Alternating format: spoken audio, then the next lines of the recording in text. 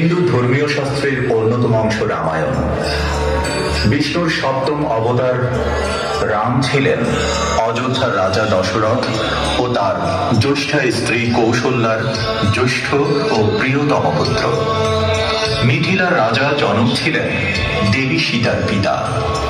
পুরাণ মতে সীতা ভূমি থেকে উৎপন্ন হয়েছিলেন এবং রাজা জনক তাকে দত্তক কন্যা হিসেবে লালন করেন। যখন সীতা প্রাপ্তবয়স্ক হন, রাজা জনক স্বয়ংবরের আয়োজন করলেন এই শর্তে, তো দেবতা শিবের হরধনুকে তুলতে ও দড়ি দিতে সক্ষম হবে সীতা তার সঙ্গেই বিবাহ বন্ধনে আবদ্ধ হবে। অনেক রাজা, রাজপুত্র, বীর যোদ্ধা, এমনকি লঙ্কারাজ রাবণ উপস্থিত হলেন সেই সভায়। স্বয়ংবরের কথা শুনে বিশ্বামিত্র রাম ও লক্ষ্মণকে সাথে নিয়ে জনকের আমন্ত্রণে অনুষ্ঠানে অংশগ্রহণ করলেন। আজ আমার কন্যা সীতার স্বয়ংবর। বহু যুগ পূর্বে শিব ঠাকুরের যে ধনুক আমি পূজার সময় পেয়েছিলাম, সেই হরধনু তুলতে পারবে যে বীর, কন্যা সীতার প্রতি পরমেশ্বর হবার অধিকারী হবে সেই। রাজন, সবকিছু প্রস্তুত। রাজারা একে একে আসছেন। একে একে সবাই চেষ্টা করলেন, কিন্তু কেউ এই হরধনুক একটু নাড়াতেও পারলেন না। সবাই যখন হতাশ হলেন, তখন অতি দম্ভের সাথে এগিয়ে এলেন লঙ্কারাজ রাবণ। শিব ভক্ত হওয়ায় তার মনেও প্রবল আত্মবিশ্বাস ছিল, কিন্তু না, তিনিও পারলেন না। ক্ষুব্ধ হয়ে পড়লেন, এই অপমান আমি কখনোই ভুলব না জনক। যে ধনুক আমি তুলতে পারিনি, সেই ধনুক তোলার ক্ষমতা কারো নেই।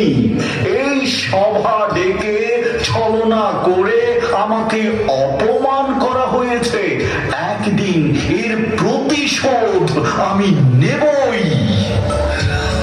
সবার ব্যর্থতা দেখে রাজা জনক অতি আবেগ প্রবণ হয়ে গেলেন এবং অনেক দুঃখ নিয়ে বলেন, আপনারা নিজেদের অনেক শক্তিশালী আর বীর ভাবেন, অথচ একটা ধনুক তোলার ক্ষমতাটুকু আপনাদের নেই।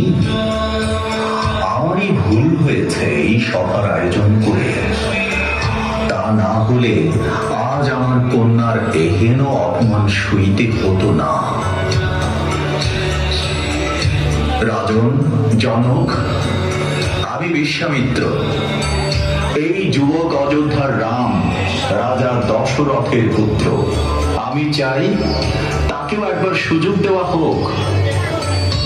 অল্প বয়সে কি পারবে ধনুক তুলতে? রাজন, অগ্নিতে সোনার পরিচয় মেলে, সুযোগ দিন। ঋষি বিশ্বামিত্রের কথায় এগিয়ে গেলেন রাম। মন ভরে স্মরণ করলেন মহাদেবকে। মহাদেবের হৃদয়ে যে নারায়ণের বাস।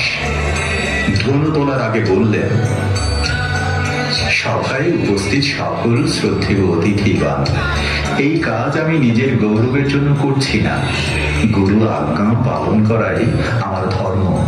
প্রভু, যদি এই কর্ম ধর্মসঙ্গত হয় তবে সফল করুন। রাম এক হাতেই সেই ধনুক তুলে ধরেন। বাঁকাতে গিয়ে ধনুক ভেঙে যায় বিকট শব্দে, প্রকম্পিত হয় চারদিক। সবাই বিস্ময়ে চমকে উঠে। যা কেউ পারল না, তাই যুবক করল। আজকের দিন মিথিলার ইতিহাসে চিরস্মরণীয়। আমি কথা দিয়েছিলাম, আজ হতেই তুমি আমার জামাতা সীতার পতিদেব।